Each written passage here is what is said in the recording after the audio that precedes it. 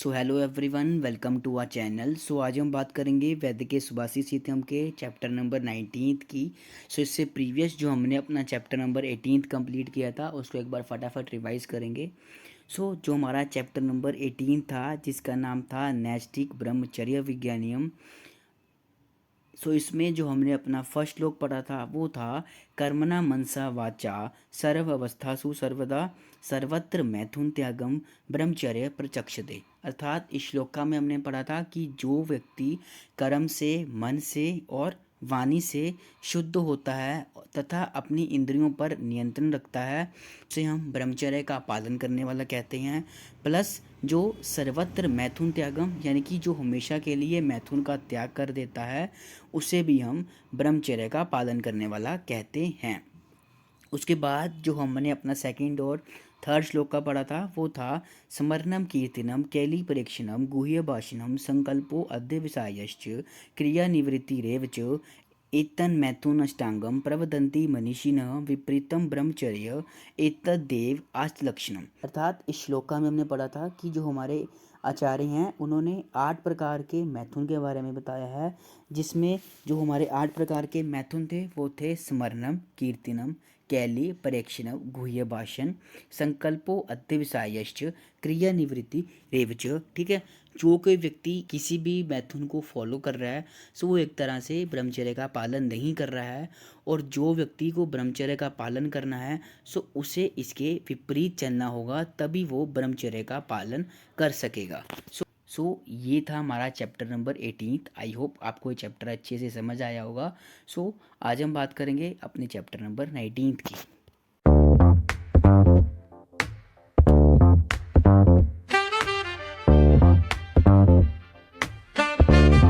Next जो हमारा chapter number 19 था इसका नाम है वैवाहिक ब्रह्मचर्य विज्ञानियम।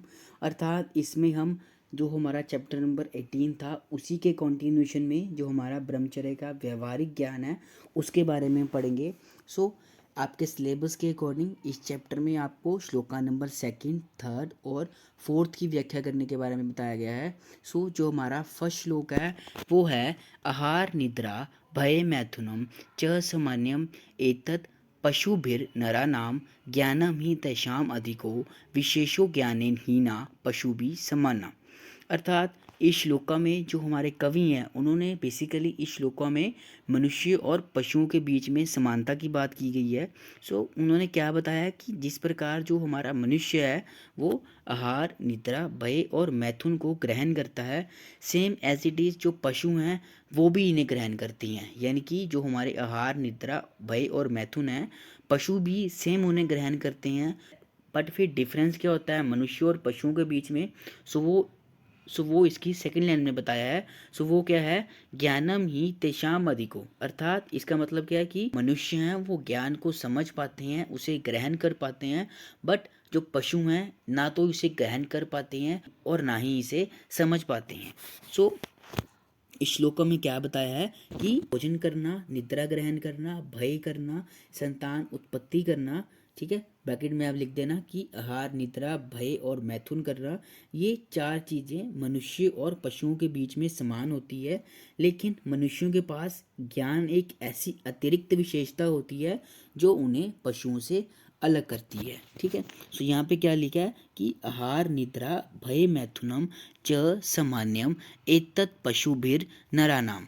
यानी कि आहार निद्रा भय और मैथुन ये पशुओं और मनुष्यों में समान होती है। तो डिफरेंस कहाँ पे आता है, ज्ञानम ही तेषाम अधिको विशेषेण ज्ञानेन ही ना पशु भी समाना।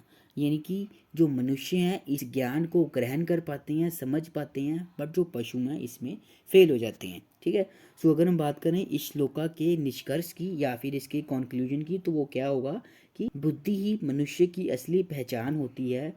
सिर्फ आहार निद्रा भय और मैथुन जीवन का उद्देश्य नहीं होना चाहिए, क्योंकि इसे तो पशु भी ग्रहण करते हैं। मनुष्य का अर्थ यही है कि उसे अपना ज्ञान का उपयोग करना चाहिए, उसे धर्म और अधर्म में भेद करना आना चाहिए और उसे समाज के लिए कल्याण का कार्य करना चाहिए।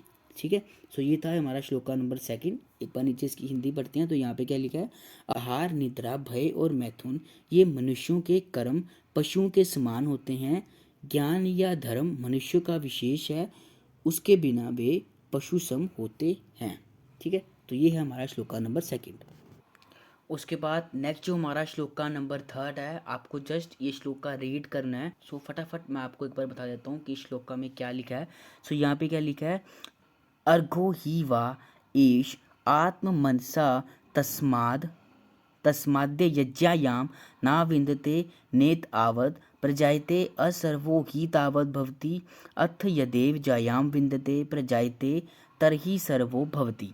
अर्थात इस श्लोका में जीवन के व्यवहारिक बातों के बारे में बताया गया है। यहाँ पे क्या बताया है कि अर्गो ही एश आत्मा, यानी कि जो पत्नी होती है वो अपने पति के शरीर की आत्मा का आधा भाग होती है। उसके बाद बताया कि जब तक जो मनुष्य है वो पत्नी को प्राप्त नहीं कर लेता, उसके साथ विवाह नहीं कर लेता, तब तक वह, यहाँ पे लिखा है ना असर्वो ही तावत, यानी कि तब तक वह अपूर्ण यानी कि अधूरा रहता है, इनकम्प्लीट रहता है।